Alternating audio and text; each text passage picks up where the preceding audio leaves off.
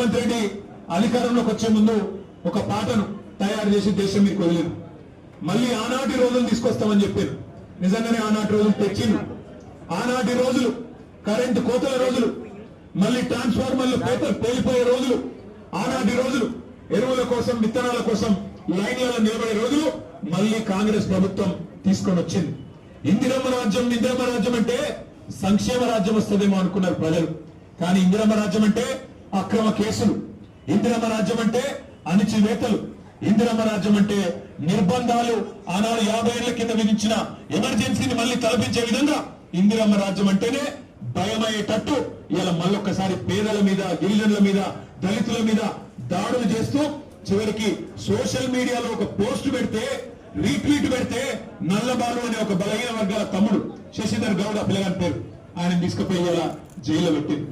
అందుకే ఇందిరమ్మ రాజ్యం అంటే ఏందో ప్రజలకు అర్థమైంది, ఆనాటి రోజులు అంటే ఏందో అర్థమైంది, మార్పు అంటే ఏందో అర్థమైంది, అన్ని విషయాలు అర్థమైనాయి. కాబట్టి కర్రుగాల్చి వాత పెట్టడానికి రేవంత్ రెడ్డి గారికి రాష్ట్ర ప్రజలు సిద్ధంగా ఉన్నారు. మీ అందరితో ప్రెస్ మిత్రులతో కూడా వారికి నేను ధన్యవాదాలు చెప్తా ఉన్నాను. ప్రెస్ క్లబ్ మా శ్రీనివాస్ గౌడ్ సార్ ఫోన్ చేసి ఇట్లా చర్చ ఉన్నది, మరి మాకు అవకాశం ఇవ్వండి అంటే వెంటనే వారు అవకాశం ఇచ్చినందుకు వారికి కూడా ధన్యవాదాలు.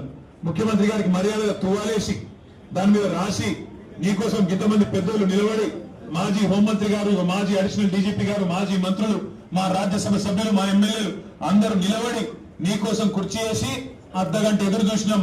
నీకు నీ కుర్చీకి ఇచ్చే గౌరవం నీకు ఇచ్చినాం. కానీ ముఖ్యమంత్రి గారు మీరు గౌరవాన్ని నిలుపుకునే పద్ధతుల్లో లేరు. మీరు మీ మాటలు, మీ రోత చేష్టలు ఇవన్నీ తెలంగాణ సమాజం గమనిస్తా ఉంది.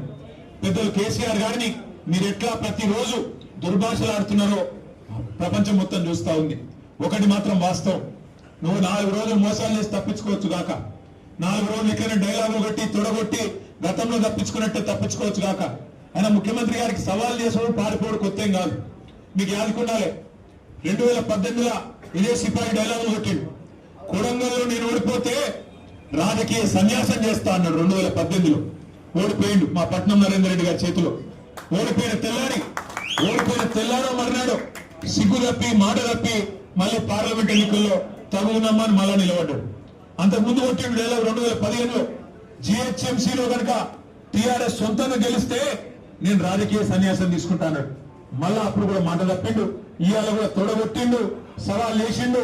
రైతుల మీద, యువత మీద ఎప్పుడు వస్తావో రా, కేసీఆర్ వస్తాడా, కేటీఆర్ వస్తాడా, రండి అన్నాడు.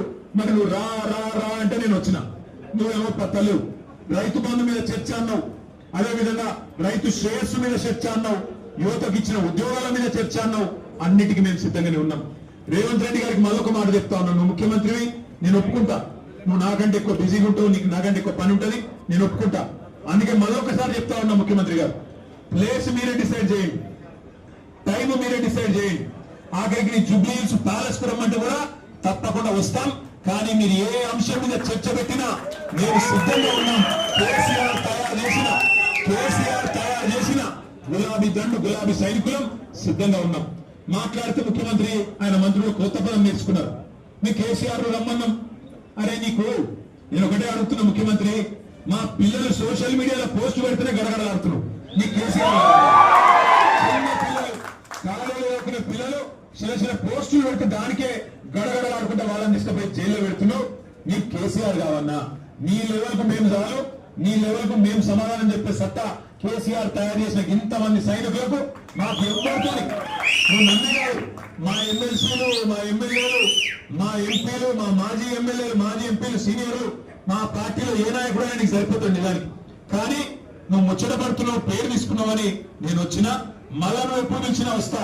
లేదా నీకు చర్చ చేసే ధైర్యం లేదు, స్పీకర్ గారిని అడ్డం పెట్టుకొని మైక్ కట్ చేసుకుంటా అసెంబ్లీనే టైం పాస్ చేస్తా అంటే అది కూడా ప్రజలు చూస్తా ఉన్నారు. నీకు నిజంగా నిజాయితీ ఉంటే, నిబద్ధత ఉంటే చర్చకు రా, లేకపోతే ముక్కు నేలకు గీసి కేసీఆర్ క్షమాపణ చెప్పు. తప్పుడు కూతురు కూసినందుకు రైతు బంధు లాంటి పథకం పెట్టిన మహానాయకుడు, రైతు బీమా లాంటి పథకం తెచ్చిన మహానాయకుడు, భారతదేశ చరిత్రలో మొట్టమొదటిసారి 24 గంటలు రైతుకు ఉచితంగా కరెంట్ ఇచ్చిన నాయకుడు కేసీఆర్. అట్లాంటి నాయకుడిని అడ్డగోలుగా మాట్లాడినందుకు ముక్కు నేలకు రాసి చర్చకొచ్చే దమ్ము లేదు.